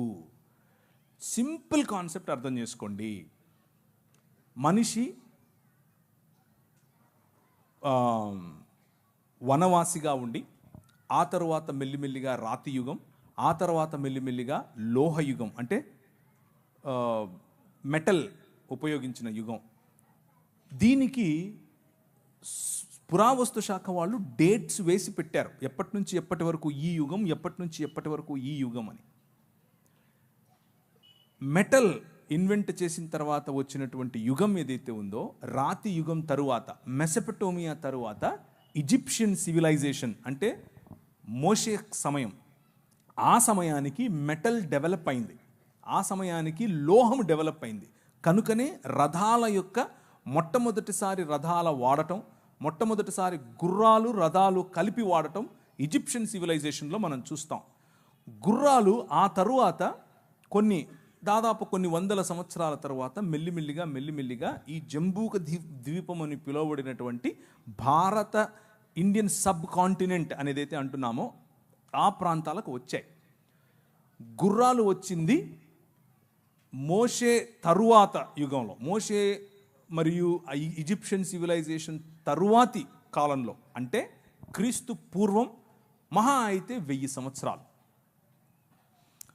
అప్పుడు గుర్రాలు వచ్చాయి, రథాలు వచ్చాయి. లక్షేళ్ల క్రితం గుర్రాలు రథాలు ఎక్కడి నుంచి వస్తాయి? ఇంత చిన్న ప్రశ్న రాదా మనుషులకి? లేవు. అది మీరు అడిగిన ప్రమాణంలోనే ఆర్కియలాజికల్ సర్వే ఆఫ్ ఇండియా వాళ్ళే ఒప్పుకున్నది అది. రీసెంట్గా ఐఐటి ఖరగ్పూర్ వాళ్ళు ఇలాంటి ఒక క్యాలెండర్ సృష్టించి ప్రజల్లో ఈ సనాతన ధర్మం అనే కాన్సెప్ట్ను ఐఐటి వాళ్ళు, ఇండియన్ ఇన్స్టిట్యూట్ ఆఫ్ టెక్నాలజీ, వాళ్ళకి ఏం పని మతంతో, వాళ్ళు కూడా ఈ వాట్సాప్ యూనివర్సిటీ మొదలుపెట్టారు. వాళ్ళ కోసం మేము రెగ్యులర్గా వాళ్ళకు వినిపించాల్సినటువంటి మంత్రాలు వినిపిస్తూనే ఉన్నాం. అది కాదు, దానికి ఆధారం లేదు, ఏ ఆధారము లేదు. కానీ ఇప్పుడు మీరు అదే బైబిల్ని తీసుకోండి. వారు బైబిల్లో చెప్పిన ఇశ్రాయేలీలు చేసిన నిర్మాణంలో భాగమైనటువంటి పిరమిడ్స్ ఉన్నాయా? ఉన్నాయి. ఇశ్రాయేలు మాట్లాడుతున్నటువంటి ప్రదేశాలు ఉన్నాయా? ఉన్నాయి. ఐగుప్తు దేశం ఉందా? ఉంది. నది ఉందా? ఉంది. యొర్దాను నది ఉందా? ఉంది. ఎర్ర సముద్రం ఉందా? ఉంది. బెత్లెహేమ్ ఉందా? ఉంది. యెరూషలేం ఉందా? ఉంది. తెలవీవ్ ఉందా? ఉంది. తూరు పట్టణం ఉందా? ఉంది. తర్షీష్ ఉందా? ఉంది. ఏది లేదు. ప్రతి ఒక్కదానికి ఎవిడెన్స్ ఉంది. ఫలానా రాజు ఫలానా సమయంలో ఫలానా చోట ఫలానా జనాభా లెక్కలేశాడు, అప్పుడు యోసేపు మరియను తీసుకెళ్ళాడు. వెళ్తే మనకు తెలీదా? కైసర్ అగస్తస్ ఏం చేశాడు, కైసర్ తిబేరియస్ ఏం చేశాడు, వాళ్ళు ఏ విధంగా జనాభా లెక్కల కోసం అందరినీ వెళ్ళమని చెప్పారు. This is all recorded, tracked. So ఆ రోజు ఉన్నటువంటి హిస్టోరియన్స్, జోసిఫస్ కావచ్చు, ప్లైనీ కావచ్చు, టాసిటస్ కావచ్చు, వాళ్ళు రాసినటువంటి లేఖలు ఈ రోజుకు మనకు అందుబాటులో ఉన్నాయి. సో ఎక్స్ట్రా బిబ్లికల్ సోర్సెస్ మనకు అందుబాటులో ఉన్నాయి. ఆ ఎక్స్ట్రా బిబ్లికల్ సోర్సెస్ ఉన్న కారణం చేత మనం బైబిల్ నమ్మక్కర్లేదు. బైబిల్కే అవన్నీ తర్వాత వచ్చి మళ్ళీ లైన్ అవ్వాలి. ఎందుకంటే Bible it self is a historical book. అందులో చరిత్ర చాలా స్పష్టంగా రాశారు. గలతీ ద్వీపం ఈ రోజుకుందా? ఉంది. స్మిర్నా ఉందా? స్మిర్నా అంటే ఈరోజు ఉన్న సిరియాలో ఉన్న ఇజ్మీర్ అనే సిటీ.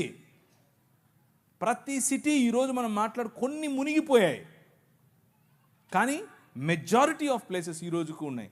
అంతటా పౌలు ఇటలీ పటాలమునకు వెళ్ళను. ఇటలీ కనిపిస్తుందా ఈరోజు? లేదా? ఎస్. ఆయన అరియపెగస్ అనేటటువంటి ఉందా? లేదా? ఈ రోజుకు ఉంది. సో బిబ్లికల్ డేటా, బైబిల్కి ఉన్నటువంటి డేటా ఒకవేళ తీసి దానికి ఉన్న ఆర్కియలాజికల్ ఎవిడెన్స్ ఒక తక్కెడలో ఒక పక్క పెడితే రెండో పక్క వీళ్ళ పుస్తకాలు అన్నీ కలిపి తర్వాత ముస్లింల పుస్తకాలు అన్నీ కలిపి ఆ తర్వాత ఇంకా ఏమేమి ఉన్నాయో అన్నీ కలిపి బౌద్ధం తప్ప, బౌద్ధానికి చాలా ఎవిడెన్సెస్ ఉన్నాయి. ఇవి పెడితే ఇలా ఉండేది ఒక ఇంచు కూడా పైకి లేదు. ఎందుకంటే ఏం లేదు ఇక్కడ, ఏమీ లేదు ఇక్కడ అంతా ఉంది.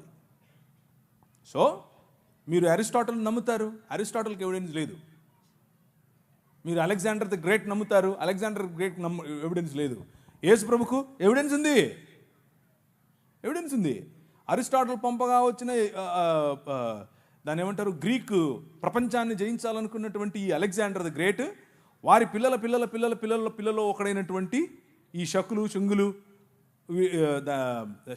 కాదు, క్షమించండి, వాళ్ళలో ఒకడైనటువంటి అశోకుడు కదా, ఆయన ఇంట్లో గ్రీక్ మాట్లాడాడు. మరి అందుకనే గ్రీకులో శిలాఫలకాలు కనిపిస్తాయి మనకు భారతదేశంలో. అలాంటిది సంస్కృతంలో కనిపించాలిగా. ఒక్కట్లేదు. I'm not exaggerating. ఒక్కటి కూడా లేదు. మరి ఏదో చూపించండి ఆర్కియలాజికల్ ఎవిడెన్స్ ఎక్కడుందో. సో ఇదంతా కూడా ఆయాసం, అంతే.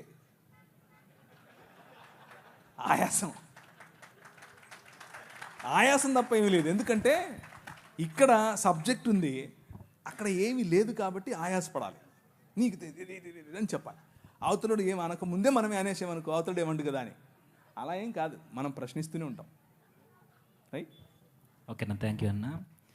అయితే ఇప్పటివరకు మీరు చెప్పిన సమాధానం బట్టి మాకు అర్థమైంది బైబిల్ ఒక పరిశుద్ధమైన గ్రంథం అని. దీనికి చాలా ఎవిడెన్స్ ఉన్నాయని. అయితే ఇంతే పరిశుద్ధమైనది అయితే ఈ మధ్య చాలా ప్రశ్నలు మాకు వినబడుతున్నాయి. ఇలాంటి పరిశుద్ధ గ్రంథంలో, ఇలాంటి దైవ గ్రంథంలో లోతు సందర్భం కావచ్చు, దావీదు గారు చేసిన తప్పులు కావచ్చు, యోధా గారు చేసినవి కావచ్చు, ఇలాంటి కొన్ని ఇబ్బందికరమైన పరిస్థితులు రాసినప్పుడు దేవుని గ్రంథం అయితే, ఇన్ని ఎవిడెన్స్ ఉన్నది నిజమైన గ్రంథం అయితే, ఇలాంటి సందర్భాలు లోతు తన కుమార్తెలతో పాపం చేయడం, దావీదు తప్పు చేయడం, ఇలాంటివి రాశారు. ఇది ఎలా దైవ గ్రంథం అవుద్ది? మా దాంట్లో ఇలాంటివి ఏమీ లేవన్నట్టు చెప్తున్నారు. నిజానికి వారి గ్రంథాలు అలాంటివి ఏమీ లేవా? ఇక్కడ మనుషులు చేసినవి చూపిస్తూ తప్పుపడుతున్నారు దేవుని. ఓకే, బైబిల్ పరిశుద్ధ గ్రంథం కాబట్టి మనుషులు చేసిన తప్పులు కూడా చెబుతుంది. బైబిల్ పరిశుద్ధ గ్రంథం కాబట్టే ఆ పరిశుద్ధ గ్రంథానికి సంబంధించిన దేవుణ్ణి ఆరాధించేవారు వారు కూడా మనుష్యులే. ఆ మనుష్యులు చేసిన తప్పులు అందరికీ తెలియాల్సిందే. దేవుడు న్యాయ నిర్ణేతగా లోతు, తన పిల్లలు దావీదు, అలాగే తామారు, ఇలా అందరూ వారి జీవితాల్లో చేసినటువంటి తప్పులను ఎత్తి చూపిస్తుంది. మొత్తానికి బైబిల్ ఏం చెప్తుంది అని అంటే, దేవుని రాజ్య వారసులుగా కాకుండా సొంత రాజ్య నిర్మాణాలు, సొంత ఆలోచనల్లో బ్రతికితే మనిషి ప్రతి ఒక్కడు పాపమే చేస్తున్నాడు అన్నది చెబుతుంది బైబిల్. దానికి మినహాయింపు కేవలము యేసుక్రీస్తు మాత్రమే. మళ్ళీ కొత్తగా ఒకరు వచ్చి చెప్పక్కర్లేదు మనకు, మీ దావీదు ఇలా చేశాడు, ఆడు ఇలా చేశాడు. మాకు తెలిసేది, వి నో దాట్. అది మా దేవుడే రాయించాడు కాబట్టే పరిశుద్ధమైన దేవుడు, రాయించాడు కాబట్టే పరిశుద్ధమైన పుస్తకం. కప్పిపెట్టుంటే ఆయన పరిశుద్ధమైన దేవుడు ఎలా అవుతాడు? కప్పిపెట్టుంటే అది పరిశుద్ధమైన పుస్తకం ఎలా అవుతుంది? అది కేవలము ఒక అజెండాతో వచ్చిన పుస్తకం అవుతుంది. కానీ అవతలి వారు అలా కాదు. అవతలి వారి పరిస్థితి అది కాదు. అవతలి వారి పరిస్థితి ఏమిటి అని అంటే, ఎవరైతే దేవుళ్ళుగా, ఎవరైతే దేవతలుగా తమను తాము ఆ పుస్తకాలలో ప్రకటించుకున్నారో వారు మిగిలిన వారిని మోసముతోనూ, సెక్షువల్ అల్యూర్మెంట్ అంటే లైంగిక ఆకర్షణతోనూ, వయలెన్స్తోనూ, రేప్తోనూ, స్వయంగా పిల్లలను సొంత పిల్లలతో శారీరక ఏచ్ఛలు తీర్చుకోవటంతోనూ దేవుళ్ళు ఆ పని చేసినట్లుగా వారి పుస్తకాలు చెప్తున్నాయి. సో బైబిల్కు మిగిలిన పుస్తకాలకు ఉన్న తేడా ఏమిటి అని అంటే, బైబిల్ మనుష్యులు చేసిన తప్పులను ఎత్తి చూపిస్తుంది, కానీ దేవుడు ఆ చేసిన తప్పులను సమర్థించకుండా వారిని సరైన మార్గంలో పెట్టడం కోసం తన కుమారుడైనటువంటి యేసు క్రీస్తును పంపాడు. కానీ మిగిలిన పుస్తకాలు అలా కాదు. మిగిలిన పుస్తకాలు ఆ దేవుళ్ళు చేసేది ఒక పెద్ద ఘనకార్యం అన్నట్లు. ఒక ఆయన 16,000 మంది అయితే, ఇంకొక ఆయన 3 అంటే, ఇంకొక ఆయన 10 మంది అంటే, ఇంకొక ఆమె 5 మంది మొగుళ్ళని వేసుకుంటే ఇవన్నీ తిరుగుతూ ఉంటారు. ఇది అప్రూవ్డ్ బై గాడ్. వాళ్ళకి ఇది సనాతన ధర్మం అంటే ఇదే అని చెప్తారు. అది సమస్య. అక్కడికి ఇక్కడికి తేడా కనిపిస్తుందా? ఇది తప్పు అని బైబిల్ చెప్తోంది, అలా చెయ్యొద్దు అని బైబిల్ చెప్తోంది. సనాతన ధర్మం అంటేనే ఇది అని ఇది చెప్తోంది. ఉదాహరణకు ఒక ఆయన ఉంటాడు, ఆయన వాళ్ళ అమ్మగారు ప్రెగ్నెంట్. వాళ్ళ అమ్మగారు ఇంట్లో ఉంటారు, వాళ్ళ నాన్నగారు కూడా ఉంటారు. ఏదో చక్కగా మంచి మురిపెం మంచి ఫ్యామిలీ. అలా ఉంటే ఇది ఎక్కడి నుంచి తీసుకొని చెప్తున్నానంటే మహాభారతం నుంచి తీసుకొని చెప్తున్నాను. యుధిష్ఠిరుడు అంటే ధర్మరాజు చెప్పినటువంటి స్టోరీ. ధర్మరాజుకు మరియు గంగాపుత్రుడైనటువంటి భీష్మాచారికి మధ్య జరుగుతున్నటువంటి కాన్వర్జేషన్. అందులో నారద ముని గారు కూడా ఉన్నారు. వాళ్ళ మధ్యలో జరుగుతున్నటువంటి కాన్వర్జేషన్. ఏంటి కాన్వర్జేషన్ అంటే, ఒకసారి ఒక ముని వాళ్ళ ఇంట్లోకి వస్తాడు, చకా వస్తాడు. వచ్చి వాళ్ళ అమ్మ అక్కడ ఉంటుంది, పోయి చేయి పట్టుకుని పదాపదవరా అంటాడు. ఈ నుండి ఏంటి అయిపోతుంది నానా, ఆయన ఆపు అంటే, ఆపకూడదు నాయన అన్నాడు. ఏంటి నాన్న, మా అమ్మని తీసుకెళ్ళిపోతున్నాడు ఆయన అని అంటే, ఇథ ధర్మ సనాతన అన్నాడు. ఏంటి ఇదే సనాతన ధర్మం అంటే అని చెప్పాడు. ఏమని? బ్రాహ్మణుడు వచ్చి నీ భార్యను చేయి పట్టుకొని తీసుకెళ్తే నువ్వు ఆపొద్దు, ఆయన వెళ్ళిపోవాలంతే, అదే సనాతన ధర్మం అని చెప్పాడు ఆయన. ఇది నేను చెప్పట్లేదు, ప్రవీణ్ చెప్పట్లేదు, భీష్మాచార్యుడు, యుధిష్ఠిరుడు మరియు నారదుడు ముగ్గురు చెప్తున్నారు. వినకపోతే ఎట్లా మరి? మీకు అర్థమవుతుందా? వినకపోతే ఎట్లా? ఇంకొక కథ చెప్తాను. అంటే మీరు అడిగిన దానికి చెప్పాలి, చెప్పకపోతే కష్టమైపోతుంది. కొంచెం ఎక్కువ టైం తీసుకున్నానా? ఇంకొక ఆమె పాపం గర్భవతి, లోపల పిల్లవాడు ఉన్నాడు. పిల్లవాడు ఉంటే ఒక ముని వచ్చాడు. కమాన్ రా అన్నాడు. ఏంటయ్యా నేను గర్భవతినయ్యా అన్నాడు. అంటే ఈయన ఆహా ఇదా ధర్మ సనాతన అన్నాడు. సరే కానీ అంటే ఆమెతో, ఆ గర్భవతితో ఆయన లైంగిక క్రియ చేస్తూ ఉన్నప్పుడు లోపల నుంచి బిడ్డ అరిచాడంట. ఒరే ఈడ టైం లేదు, ప్లేస్ లేదు, పో పో అంటున్నాడు. ఈడ ప్లేస్ లేదు, నువ్వు రావడానికి వీల్లేదు, వెళ్ళిపో అని అడుగుతున్నాడు లోపల నుంచి. ఏమి రాశారా పుస్తకాలు మీరు?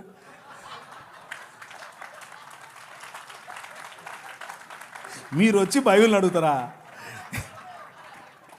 ఏమన్నా ఉందా ఇది?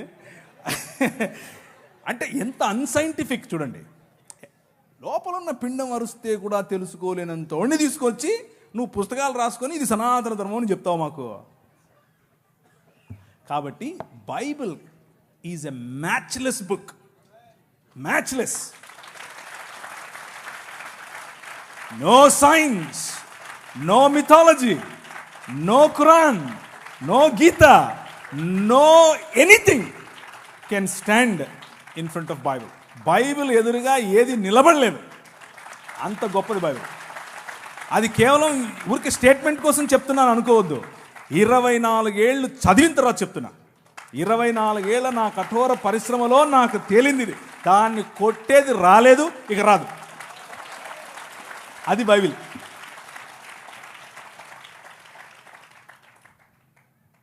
ఇంకా థ్యాంక్ యూ అన్న. ఇంకేం లేవన్నా, నిజంగా మీ ఆన్సర్ చూసిన తర్వాత ఇంకేం అడగాలని లేదు నాకు. Thank you very much. Thank you. You have been a great audience. మళ్ళీ త్వరగానే కలుద్దాం. కాకపోతే లాస్ట్లో ఇంకో చిన్న మాట చెప్పి నేను ముగిస్తాను. దయచేసి ఇప్పుడు నేను చెప్పిన మాటలు, ఇప్పుడు నేను ఇచ్చిన స్టేట్మెంట్స్ ఇవేవి కూడా అవతలి వారిని నొప్పించడం కోసం కాదు, అవతలి వారిని పోగొట్టుకోవటం కోసం కాదు, అవతలి వారి కంటే నేను గొప్ప అని చెప్పుకోవటం కోసం కాదు. బైబిల్ మీద బురద చల్లితే అలా చల్లకండి, అది కరెక్ట్ కాదు. ఒకవేళ బురద చల్లాలనుకుంటే ఇదిగో మీ భావజాలంలో చాలా బురద చల్లే అవకాశం ఉంది అని చెప్పటం కోసం మాత్రమే. అలాగే విన్న మీరు ఈ కంటెంట్ తీసుకుని దొరికినోడు ప్రతి ఒక్కడిని ఇలా నీకు తెలుసా అని మొదలు పెట్టకండి. ఇలాగ ఉందటగా, అందుకు కాదు నేను చెప్పింది. డిస్క్లైమర్ ఇది. అలా చేయబాకండి, అది కరెక్ట్ కాదు. ఇది ఒకవేళ మనల్ని ప్రశ్నిస్తే తిరిగి ప్రశ్నించటం కోసం ఉపయోగపడేది మాత్రమే తప్ప కావాలని గోక్కుని అవతలి వాడికి ఏదో తలంబ్రాలేసి పంపిద్దాం అనేది చేయకండి. అలా చేయకూడదు. ఈ మధ్య క్రైస్తవ లోకంలో ఈ ఒరవడి పెరిగింది. అది చేయకూడదు. అది అది మనకు, మన పిల్లలకు, మన భవిష్యత్తుకు చాలా అపాయకరం. మన సమాజం ప్రేమ సమాజం, మన సమాజం క్షమా సమాజం, మన సమాజం తగ్గించుకునే సమాజం. మనం అలాగే ఉందాం, మన పిల్లలకు అదే నేర్పుదాం. అలా కాకుండా అతివాదంలోకి వెళ్ళామనుకోండి, అతివాదం మన పిల్లల భవిష్యత్తును నాశనం చేస్తుంది. మన దేశం, మన ప్రజలు, మన బంధువులు, మన తోటివారు, మన సొంత వారు, వారు హిందువులైనా, ముస్లిములైనా, క్రైస్తవులైనా, ఏ దేవుణ్ణి నమ్మని వాళ్ళైనా అందరూ మన వాళ్ళే. అందరినీ కలుపుకొని పోవాలి, అందరితో మంచిగా ఉండాలి. కాదు కూడదు అని కొద్దిగా వాళ్ళు అతిగా మాట్లాడితే వాళ్ళు మంచి భోజనం చాలా నవ్వుతూనే పెట్టాలి, చక్కగా వడ్డించి పంపించాలి. Okay, thank you.